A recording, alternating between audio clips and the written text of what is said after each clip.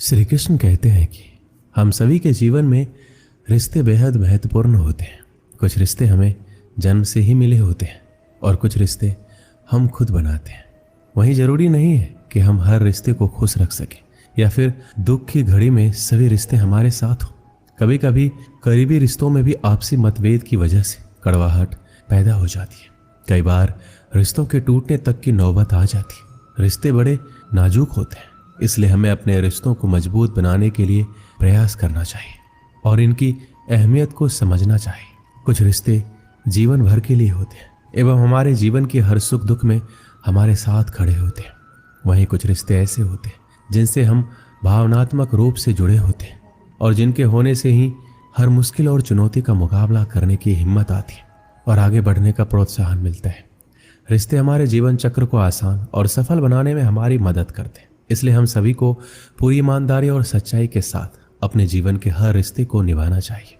चाहे वह माँ बाप का रिश्ता हो, पति पत्नी का रिश्ता हो, भाई बहन का रिश्ता हो या फिर दोस्ती का रिश्ता ही क्यों ना हो, हमें सदैव इन रिश्तों का सम्मान करना चाहिए, इनकी अहमियत समझनी चाहिए एवं अपने रिश्तों को मजबूत बनाने के लिए प्रयास करते रहना चाहिए।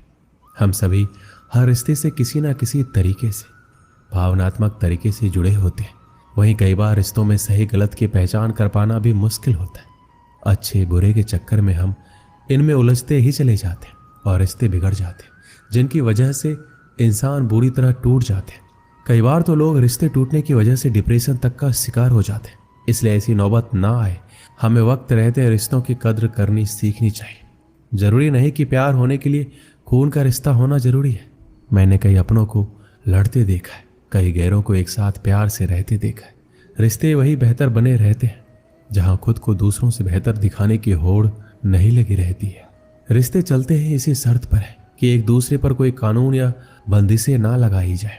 रिश्तों में मतभेद तो होते रहते हैं, पर रिश्ते वहां टूट जाते हैं जहां मनभेद हो जाते हैं। जो बुरे वक्त में मददगार नहीं बन सकते, वो सच्चे रिश्तेदार कभी नहीं बन सकते। रिश्तों के बीच दूरी इसलिए बढ़ जाती है क्योंकि उनके पास नजदीक आने का वक्त ही नहीं होता। जरूरी नहीं कि रिश्ते निभाने के लिए अक्सर मिले, पर इतनी नजदीकियां जरूर बनाए रखना कि वापस मिलने का अवसर मिले। रिश्तों का हाल मौसम जैसा हो गया है, अपनी जरूरतों के हिसाब से बदलते रहते। रिश्तों में तकरार होती ही रहती है, पर उसकी वजह से रिश्तों में दरार नहीं आनी चाहिए। जब बुरा वक्त आता है तब पता चलता है कि कितने रिश्तेदार हैं और कितने सिर्फ जानने वाले। तस्वीर तो झूठ है जिसमें सब साथ खड़े अपने लगते हैं, पर अपने कितने हैं ये हकीकत बताती है। रिश्तों के तार जोड़े रखना चाहते हो तो फोन पर कम और सामने आकर ज्यादा बात किया करो।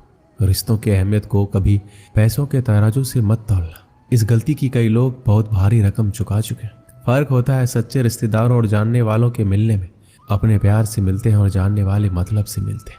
जब भी मिलो किसी अपने से तो प्यार से मिलना। वक्त का कोई भरोसा नहीं, क्या पता ये तुम्हारी आखिरी मुलाकात हो। गैर सा रिश्ता तो कभी कभी अपने भी नहीं निभाते। जो इंसानियत समझ लेते हैं उन्हें रिश्तों की अहमियत समझने में मुश्किल नहीं होती। जो एक दूसरे के मन का भार मिलकर उठाते हैं वही सच्चे रिश्तेदार होते हैं। माँ बाप का अपनापन भी अलग ही होता है। वो अपने बच्चों के बारे में सोचते सोचते अपने बारे में सोचना ही छोड़ देते।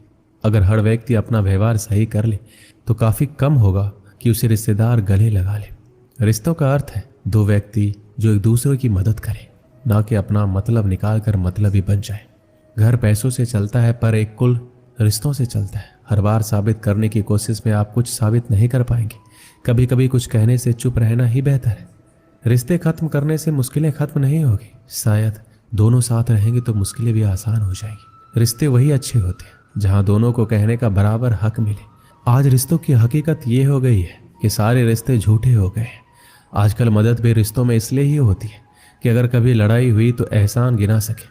रिश्ते वही है, बस मायने बदल गए। अब हाथ मिलते हैं पर दिल नहीं मिलते। आज के इस दौर में घर में रहने वाले बहुत होते हैं पर साथ देने वाला कोई नहीं होता। श्री कृष्ण कहते हैं जिंदगी में कभी कभी ऐसा वक्त भी आता है जब इंसान अंदर से टूट जाता है, अंदर से मर सा जाता है। ऐसा लगता है सारी परेशानियां मेरी जिंदगी में ही क्यों है। ऐसा लगता है मुसीबतों ने चारों तरफ से घेर लिया हो, जैसे किसी चक्रव्यूह में फंस गए हो। हर चीज में फेल हो जाते हैं, रिलेशनशिप में, कैरियर में, हर चीज में हार जाते हैं। ऐसा लगता है जैसे हर बात उल्टी हो रही है, हर चीज गलत हो रही है और मेरे साथ ही ऐसा क्यों हो रहा है। ऐसे दुखों में उलझ के रह जाते हैं जैसे कोई रास्ता ही नहीं दिखाई देता।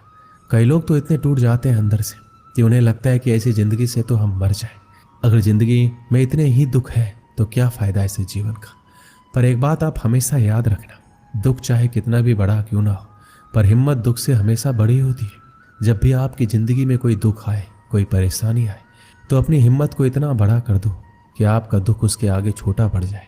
हर इंसान को इस दौर से गुजरना ही होता है। ये परेशानियां, ये दुख इंसान को अंदर से बहुत मजबूत बना देती है। जिंदगी में कभी आपके सामने कोई दरवाजा बंद हो जाए तो समझ लेना अब कोई बड़ा दरवाजा खुलने वाला है। जब कोई रिश्ता टूटता है या दिल टूटता है तो लोग उस दर्द को सह नहीं पाते, और जब कुछ वक्त गुजर जाता है तो कहते हैं अच्छा हुआ वो रिश्ता मेरी जिंदगी से चला गया। अगर उस रिश्ते में हम रहते तो हमारी जिंदगी खराब हो जाती। कई बार कुछ चीजें हमारी जिंदगी में ऐसी ही होती है, हमें लगता है हमारे साथ ऐसा क्यों हो रहा है। आगे चल के वो चीजें हमारे बेहतर भविष्य की ओर लेकर आती है। बहुत समय पहले की बात है, एक प्रसिद्ध ऋषि गुरुकुल में बालकों को शिक्षा प्रदान किया करते थे। उनके गुरुकुल में अनेक राज्यों के राजकुमारों के साथ साधारण परिवार के बालक भी शिक्षा प्राप्त करते थे। उस दिन वर्षों से शिक्षा प्राप्त कर रहे शिष्यों की शिक्षा पूर्ण हो रही थी और सभी बड़े ही उत्साह से अपने घर लौटने की तैयारी में थे। जाने के पूर्व ऋषिवर ने सभी शिष्यों को अपने पास बुलाया। सभी शिष्य उनके समक्ष आकर एकत्रित हो गए। ऋषिवर सभी शिष्यों को संबोधित करते हुए बोले, प्रिय शिष्यों, आज आपका इस गुरुकुल में अंतिम दिन है। मेरी इच्छा है कि यहाँ से प्रस्थान करने के पूर्व आप सब एक दौड़ में सम्मिलित हो। ये एक बाधा दौड़ है जिसमें आपको विभिन्न प्रकार की बाधाओं का सामना करना होगा। आपको कहीं कूदना होगा, कहीं पानी में दौड़ना होगा। सारी बाधाओं को पार करने के उपरांत अंत में आपको एक अंधेरी सुरंग मिलेगी जो आपकी अंतिम बाधा होगी। उस सुरंग को पार करने के उपरांत ही आपकी दौड़ पूर्ण होगी। तो क्या आप इस दौड़ में सम्मिलित होने के लिए तैयार हैं? सभी शिष्य एक स्वर में बोले, हम तैयार हैं। दौड़ प्रारंभ हुई। सभी तेजी से भागने लगे। समस्त बाधाओं को पार करने के उपरांत वो अंत में सुरंग में पहुंचे। सुरंग में बहुत अंधेरा था। जब शिष्यों ने सुरंग में भागना प्रारंभ किया तो पाया कि उसमें जगह जगह नुकीले पत्थर पड़े हुए हैं। वह पत्थर उनके पांव में चुभने लगे। उन्हें असहनीय पीड़ा होने लगी। लेकिन जैसे तैसे दौड़ समाप्त कर वो सब वापस रिसीवर के पास पहुंच गए। रिसीवर ने उनसे सवाल किया, शिष्यों, आप सब में से कुछ लोगों ने दौड़ पूरी करने में अधिक समय लिया, कुछ ने कम, भला ऐसा क्यों? उत्तर में एक शिष्य बोला, गुरुवर, हम सभी साथ साथ ही दौड़ रहे थे, लेकिन सुरंग में पहुंचने के बाद स्थिति बदल गई। कुछ लोग दूसरों को धक्का देकर आगे निकलने में लगे हुए थे, तो कुछ लोग संभल संभल कर आगे बढ़ रहे थे। कुछ तो ऐसे भी थे जो मार्ग में पड़े पत्थरों को उठाकर अपनी जेब में रख रहे थे ताकि बाद में आने वाले को कोई पीड़ा ना सहनी पड़े। इसलिए सबने अलग अलग समय पर दौड़ पूरी की। पूरा वृत्तांत सुनने के उपरांत रिसीवर ने आदेश दिया, ठीक है, अब वो लोग सामने आए जिन्होंने मार्ग में से पत्थर उठाए हैं और वो पत्थर मुझे दिखाए। आदेश सुनने के बाद कुछ शिष्य सामने आए और अपनी जेबों से पत्थर निकालने लगे, लेकिन उन्होंने देखा कि जिसे वो पत्थर समझ रहे थे वास्तव में वो बहुमूल्य हीरे थे। सभी आश्चर्यचकित होकर रिसीवर की ओर देखने लगे। मैं जानता हूं कि आप लोग इन हीरों को देखकर अचरज में पड़ गए हैं, रिसीवर बोले। इन हीरों को मैंने ही सुरंग में डाला था। ये हीरे उन शिष्यों को मेरा पुरस्कार है जिन्होंने दूसरों के बारे में सोचा। शिष्यों, यह दौड़ जीवन की भागम भाग को दर्शाती है, जहाँ हर कोई कुछ न कुछ पाने के लिए भाग रहा है, किंतु अंत में समृद्ध वही होता है जो इस भागम भाग में भी दूसरों के बारे में सोचता है और उनका भला करता है। अतः जाते जाते ये बात गांठ बांध ले कि जीवन में सफलता की इमारत खड़ी करते समय उसमें परोपकार की ईंट लगाना ना भूले। अंततः वही आपकी सबसे अनमोल जमा पूंजी होगी।